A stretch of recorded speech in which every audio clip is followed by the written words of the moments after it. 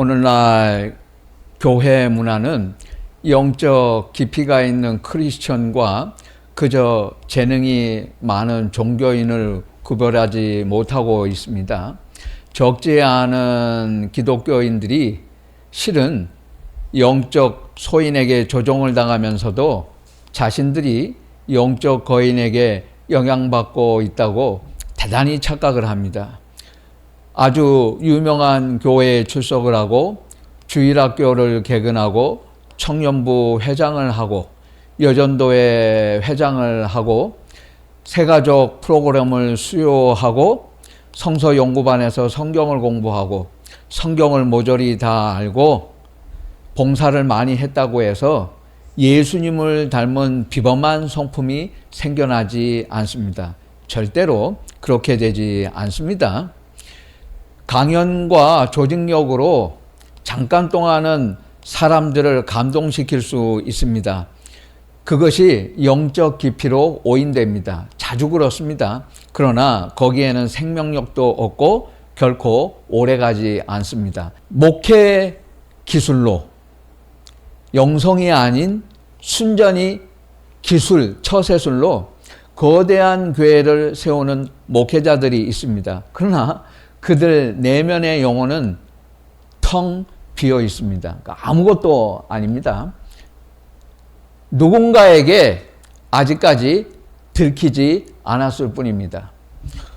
우리는 바쁘면 바쁠수록 내가 중요한 인물인 줄 알아요. 착각을 합니다. 내가 바빠야, 그리고 바쁘게 돌아가면 나는 아주 중요한 사람이라고 생각을 하고 다른 사람도 나를 그렇게 볼 것이라고 생각을 합니다. 전혀 그렇지 않습니다. 쉼업 한번 할 시간조차 없이 일에 정신없이 쫓겨다니면서 사는 것을 성공한 인생이라고 말을 합니다. 공적인 활동이 많으면 그 사람이 눈에 보이지 않는 내면에서도 영적으로 성숙할 것이라고 순진하게 믿는 기독교인들이 많이 있습니다. 그런 사람일수록 알고 보면 허당입니다. 아무것도 없습니다. 하나님을 믿는 사람들도 남이 알아주는 성공을 꿈꿉니다. 막대한 자본, 많은 사람, 순식간에 얻는 명성, 유명인들과의 잦은 회동을 생각합니다. 이런 것들이 자기를 성공시켜 준다고 생각합니다. 첨단 IT 회사에서 성공한 청년 기업가라고 소문난 사람이 있습니다. 경영의 천재라고 했습니다. 이 사람이 일찍 성공해서 많은 사람들이 칭찬을 하고 주목을 했습니다. 그런데 경제가 변하면서 회사의 주식이 하루아침에 휴지 조각이 되었고 이사회는 결단을 했습니다. 최고 경영가라고 칭찬을 했는데 이 사람 해고하기로 했어요. 그래서 그 사람도 백수가 되어 있습니다. 여러분들이 다 꿈꾸는 삶이죠. 지금 아무것도 못하고 있습니다. 너무 빠르게 가는 사람은 이렇게 돼요. 절대로 좋은 게 아닙니다. 바쁘고 정신없이 돌아가고 빠른 출발을 해야 믿음이 좋은 것처럼 했다가 비극을 맛본 게 다니엘 기도의 사건 아닙니까? 예수인들 교회, 우리 교회에는 기도원에 가는 사람 없고 세미나에 돌아다니는 사람도 없고 목사도 안 가고 평신도도 안 가고 우리 교회에는 세미나, 찬양 집회 가는 사람이 없어서 제가 늘 감사합니다. 올바른 교회입니다. 바른 교회입니다. 이거 모델이에요. 우리 교회는 그런 데 가지 않습니다.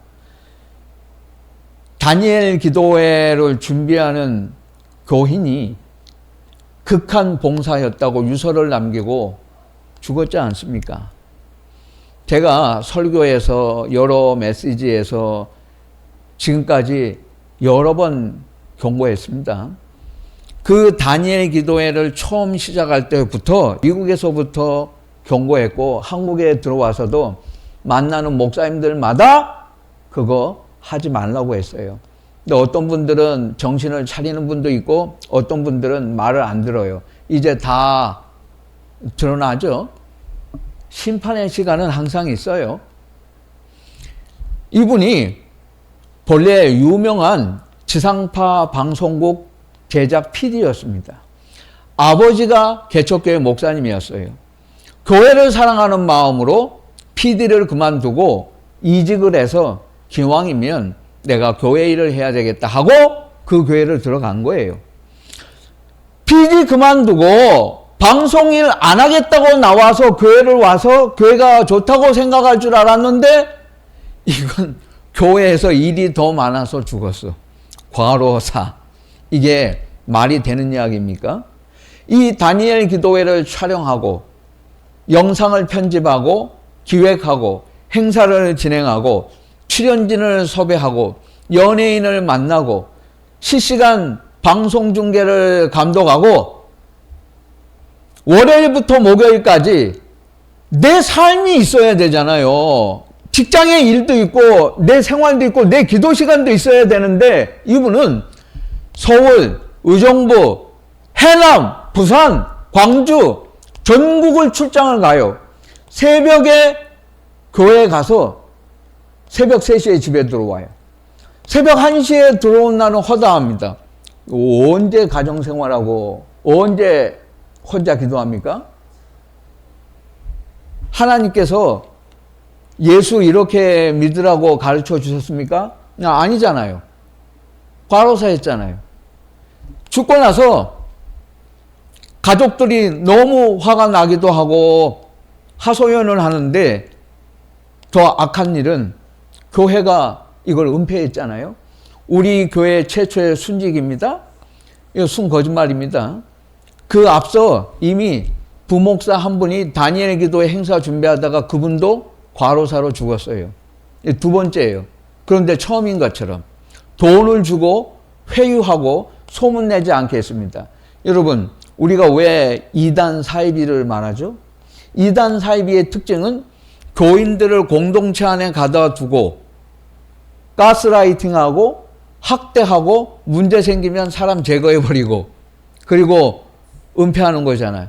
그러면 우리나라 우리 교단 통합 측과 함께 가장 대표적인 두 교단 대한예수교 장로회 보수 교단 간판을 걸고 있는 멀쩡한 서울에 있는 교회에서 이런 짓을 합니까? 이단 사이비가 하는 일을 똑같이 하고 있잖아요. 이거 무엇 때문에 하는 거예요? 하나님 믿고 예수 믿고 잘 먹고 잘 살아야 잘 믿는 거고 성공한 것이다. 이거 보여주려고 하는 것 아니에요? 완전히 세속적이죠.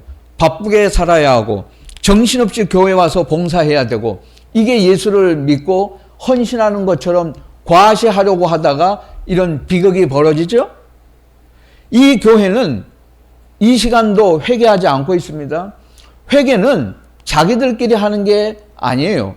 그건 그냥 반성하는 거지. 하나님은 반성하라고 하지 않으셨습니다. 회개하라고 하셨습니다. 회개는 한국교회 앞에 하는 것이 회개예요. 이 교회가 회개했다는 증거는 이거 하나밖에 없어요. 당장에 다니엘 기도회를 없애야 하는 것입니다. 그러니까 이제사 이번 주에 한국의 많은 교회들이 다니엘 교회 당장 없애라 하는 것 아닙니까? 사람 죽고 나서 일 생기고 나면 꼭 이래요. 이렇게 되는 거예요. 이런 건 뻔한 결과예요. 당연한 결과예요. 그걸 아닐 거라고 하나님을 기만하고 교회를 속이다가 이런 일이 생겨나는 겁니다. 인간 영혼에 관심이 없잖아요. 한 영혼이 하나님 앞에서 성장하는 것에는 관심이 없어요. 사람들을 끌어모아서 우리가 이런 대단한 교회다라는 걸 보여주려고 하다가 이런 일을 벌인 것 아닙니까? 교회가 이 정도면 사회는 말할 것도 없겠지요. 여러분, 우리는 도박하면 라스베가스 생각하잖아요. 그런데 한국 사람이 도박을 더 많이 할까요? 라스베가스가 더 도박을 많이 할까요? 도박 중독 지수 세계 평균과 라스베가스 지수는 3입니다. 그런데 2025년 8월 현재 한국인의 도박 지수는 15에서 21입니다.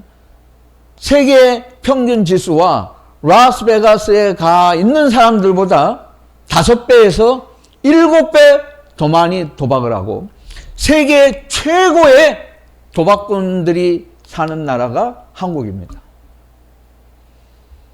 또 있죠, 두 가지가. 한국은 자살 중독이 세계 최고입니다. 술 중독이 세계 최고입니다. 대한민국은 세상에서 유일하게 술을 권하는 사회입니다. 스마트폰 중독자 성인은 20%, 학생은 40%입니다. 심각하잖아요. 영혼에 관심이 없어요. 영혼에 관심이 없으면 어떻게 될까요? 우리나라에서 가장 영혼에 관심이 없는 사람들이 사는 곳이 송파구 강남구입니다. 정신병자가 가장 많은 곳이 송파구 강남구. 정신병원이 가장 많은 곳이 송파구 강남구입니다. 그런데 우리나라에서 싱크홀이 가장 많이 발생하는 곳이 송파구 강남구입니다. 이 싱크홀이 왜 생기나요? 싱크홀은 지하수가 말라붙으면 지표면이 감당할 힘이 없어서 그냥 푹 꺼져버리는 거예요. 그러면 자동차도 오토바이도 사람도 빌딩도 다 빨려 들어가는 겁니다. 그냥 푹 일순간에 꺼져버리고 사라지죠. 여러분이 운전을 하고 가다가 갑자기 도로가 가라앉아 버리면 끔찍하지 않겠습니까? 카니발이 그 싱크홀 때문에 툭 튕겨 나왔는데 뒤에서 오던 오토바이 운전자는 그냥 땅속으로 들어가고 말았잖아요. 이분이 그런 일을 당하고 싶어서 당했겠습니까? 아니죠. 이거 무섭잖아요. 여러분이 영혼의 문제를 해결하지 않으면, 내 영혼을 촉촉하게 만들지 않으면, 말라붙어 있으면 여러분도 인생이 그렇게 될 수 있다는 걸 생각하세요. 나는 아니라고 그렇게 생각하는 사람에게 그런 일이 일어납니다. 내가 행복하지 않으면서 남에게 어떻게 행복하라고 말할 수 있어요? 내가 웃지 않으면서 남에게 어떻게 웃으라고 말할 수 있습니까? 내가 하나님과의 신비를 체험한 사람이 아니면서 어떻게 남에게 하나님을 알라고 말할 수 있어요? 여러분의 영혼의 문제가 해결이 되고 하나님과의 신비로운 시간을 충분하게 내가 누리지 못하면 내 인생도 그렇게 싱크홀처럼 완전히 푹 썩어가고 가라앉는 일이 언제든 발생할 수 있어요. 예외는 없어요. 모든 사람에게 그렇게 될 수 있습니다. 리얼리티 쇼인 서바이벌 게임에서 100만 달러, 10억을 준다고 하니까 거기 상금을 받겠다고, 우승자가 되겠다고 피나는 노력을 하고 끝까지 살아남기 위해서 얼마나 애를 쓰면서 끝까지 살아남으려고 합니까? 영어 공부 재미없으면 피어 팩터라고 하는 거 한번 채널 찾아서 한번 보세요. 이 피어 팩터를 한번 제가 유심히 공부할 때 쳐다봤어요. 어떻게 하나? 애벌레를 한 접시 가져와서 이거 놓고 점심으로 먹으라 그럽니다. 그러면 이제 1등 하면 당연히 상금이 거금이죠. 이거 먹어요. 남자도 여자도 먹습니다. 한 번에 끝나는 게 아니고 이게 이제 코스 요리예요. 이거 끝나면 그 다음에는 바퀴벌레를 한 접시 믹서에 갈아가지고 갖다 줍니다. 그럼 마시라 그럽니다. 그러면 다 마셔요. 그래야 상금을 받잖아요. 끝까지 남아야 되니까. 그 다음에는 독사는 아니지만 뱀이 울고는 웅덩이를 파요. 인디아나 존스 그 레이더스 영화에 나오는 것처럼. 그래가지고 뱀 웅덩이를 파서 뱀을 갖다가 거기다가 가득 채워놓고 그 안에 들어가서 1시간 동안 누워서 자라고 합니다. 근데 그렇게 하죠. 해야 돈을 받잖아요. 이런 짓은 하면서 내 인생에서 가장 결정적일 수 있는 자기 내면의 문제, 영혼의 문제에 대해서는 하나도 그만큼의 노력을 하지 않잖아요. 이렇게 인간이, 기독교인이 얼마나 어리석은지 모릅니다. 오늘 말씀 1절입니다. 베냐민 지파에 기스라 이름하는 유력한 사람이 있으니 그는 아비엘의 아들이요 스롤의 손자요 베고라스의 증손이요 아비야의 현손이며 베냐민 사람이더라. 이렇게 사울 집안 사람들을 열거하는 이유는 집안 배경이 좋다는 이야기입니다. 소위 4대째 내려오는 뼈대 있는 집안이다. 뼈대 있는 집안 출신이다 라는 거죠. 우리말 한글 성경에는 유력한 사람이라고 했습니다. 히브리어 원문 성경에는 이렇게 되어 있습니다. 능력자 또는 부자, 무엇이든지 돈으로 할 수 있는 갑부라는 것입니다. 보통 부자가 아니고 아주 큰 부자, 갑부라고 하는 것입니다. 베냐민 영토는 에브라임과 유다 사이에 있었습니다. 그래서 사울 가문은 유다 왕족과 인접해 있었습니다. 따라서 사울은 부동산과 가축을 소유하고 하인들을 거느린 권력 있는 아주 부유한 집안 출신이었습니다. 2절입니다. 기스에게 아들이 있으니 그의 이름은 사울이요 준수한 소년이라 이스라엘 자손 중에 그보다 더 준수한 자가 없고 키는 모든 백성보다 어깨 위만큼 더 컸더라. 사울의 키가 이스라엘 모든 백성들 가운데에서도 가장 컸다고 했습니다. 얼마나 큰가요? 사울이 서 있으면 사람들은 다 어깨 아래로 내려다 보였습니다. 사울이 가장 잘생겼고 그의 외모가 이스라엘에서 최고라고 오늘 본문에 분명히 쓰고 있습니다. 그보다 준수한 자가 없고 키는 모든 백성보다 어깨 이만큼 컸더라. 사울에게는 세 가지 유리한 조건을 다 갖추고 있었던 빠른 출발이 있었습니다. 그는 부자였습니다. 보통 부자가 아니었습니다. 두 번째, 그는 잘생겼습니다. 세 번째, 체력적으로 키가 크고 강해 보였습니다. 이 세 가지가 다 사람들이 원하는 거 아니에요? 이거 다 추구하는 것이고 꿈꾸는 거잖아요. 돈, 외모, 건강. 사울은 그 누구보다도 빠른 차선에서 출발할 수 있는 완벽한 세 가지 모두를 가지고 시작을 했습니다. 그는 누구보다 성공할 수 있는 세 가지를 다 거머쥐었어요. 그런데 그것이 그의 인생을 결국은 망치고 말았습니다. 발목을 붙잡고 말았어요. 왜 사울이 나락으로 떨어지게 되었는가? 바로 그 세 가지 때문이었습니다. 사람들이 그토록 원하는 그 세 가지가 그를 망치고 말았어요. 왜냐하면 그는 빠른 출발 때문에 영적인 일에 전혀 관심이 없었습니다. 사람들이 절기 모임에 가서 하나님을 찾을 때 사울은 가지 않았습니다. 그는 세속적인 자기 일에만 신경을 썼습니다. 사무엘은 라마에 살고 있었습니다.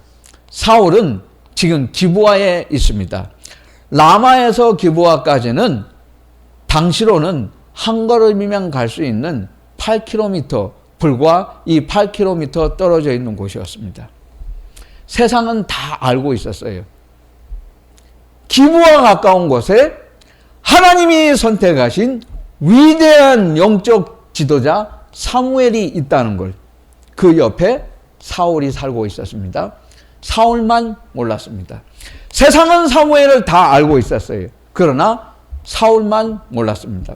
세상은 그렇게 영적인 지도자가 가까이 살고 있다는 것을 다 알고 있었지만 사울 이 한 사람만은 몰랐습니다. 왜냐하면 그는 종교는 반대하지 않았지만 하나님을 믿는 일이 인생에서 가장 중요한 부분이고 그것을 위해서 힘써야 한다는 것에 대해서는 전혀 신경을 쓰지 않았기 때문입니다. 내 인생의 핵심이라고 생각하지 않았어요. 그것이 가장 많은 부분을 차지해야 한다고는 생각하지 않았습니다. 오늘날 많은 기독교인들이 교회 반대하지 않아요. 그런데 하나님이 내 삶의 중심이라고는 생각하지 않아요. 입으로만. 그런데 삶에서 행동에서 내가 투자하는 시간과 쓰는 마음을 보면 그거는 맨 나중 아니에요.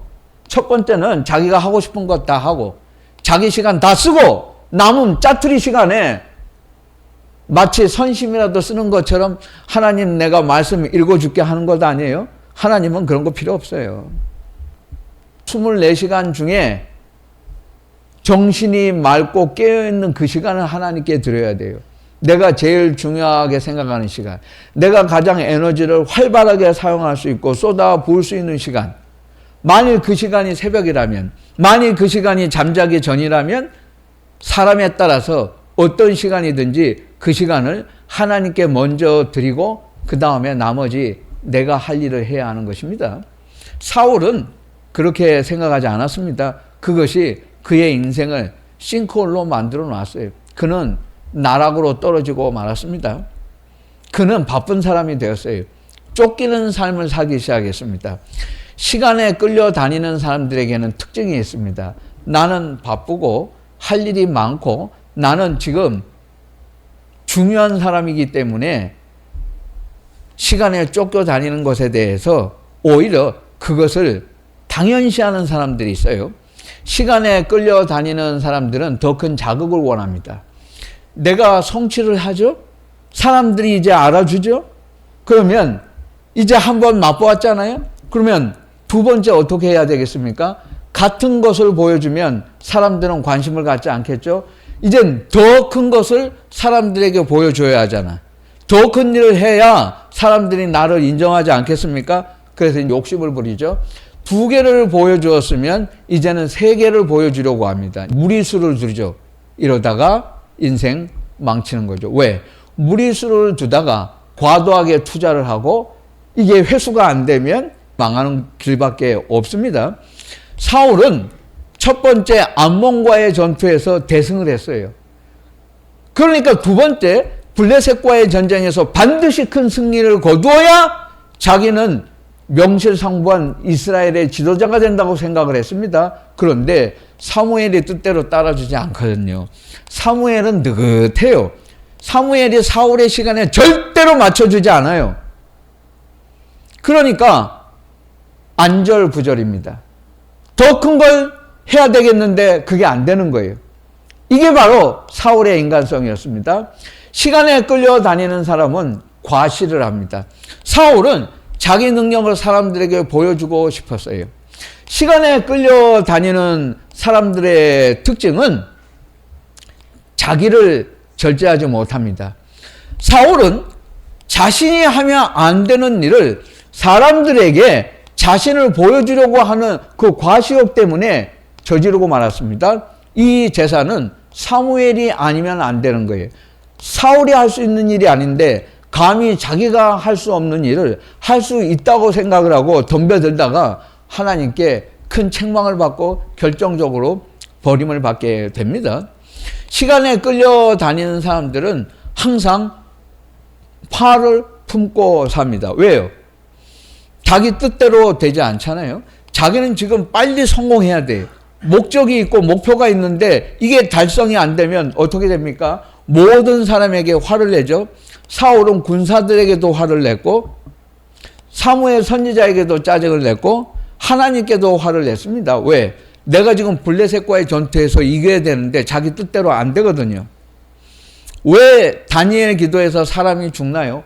이 교회 목사가 자기는 이 정도 사이즈의 큰 교회를 만들어야 되고 유명한 기도회를 퍼뜨려야 되는데 성에 안 차거든요.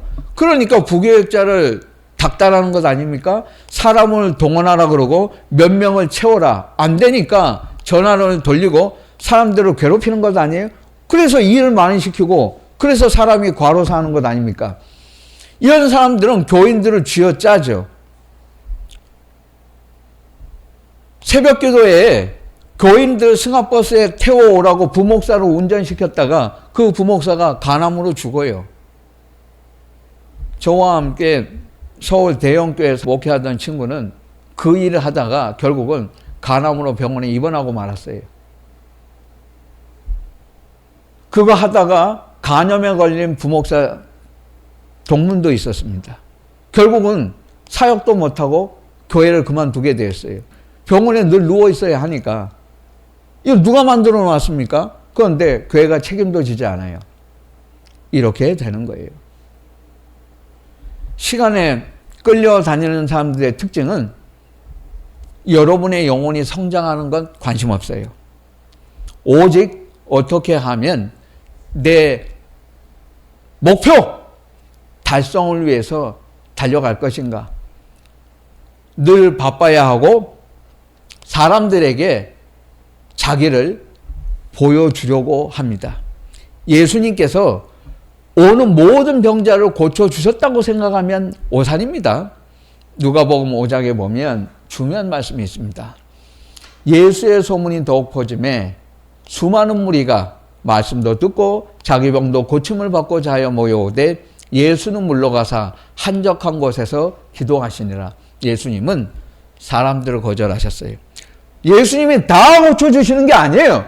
병 고치러 오는 사람을 예수님은 딱 끊고 안 된다. 나는 하나님을 만나러 가야 한다. 그게 예수님의 철저한 자기 관리였습니다. 예수님은 하나님과의 그 촉촉한 영혼의 관계를 항상 확실하게 하기 위해서 시간에 끌려다닌 그런 분이 아니었어요. 세상 속에서 세상을 쫓아가는 건 쉬워요. 혼자의 생각을 쫓아가는 것도 쉬워요. 그러나 세상 한복판에서 독자적으로 행동하는 건 아무나 하는 게 아니에요. 그리스도인은 그런 사람이 돼야 돼요. 오늘 영혼에 관심이 없는 이 세상, 오직 빠른 출발을 원하고 시간에 정신없이 쫓겨다니는 삶을 추구하는 사회에서 여러분 한 사람 한 사람이 그리스도인으로서 내면에 영혼의 문제에 지대한 관심을 가지고 있을 때 하나님은 여러분을 사용하시고 기뻐하십니다. 우리는 이 사명을 가지고 하나님의 교회를 세워가야 합니다.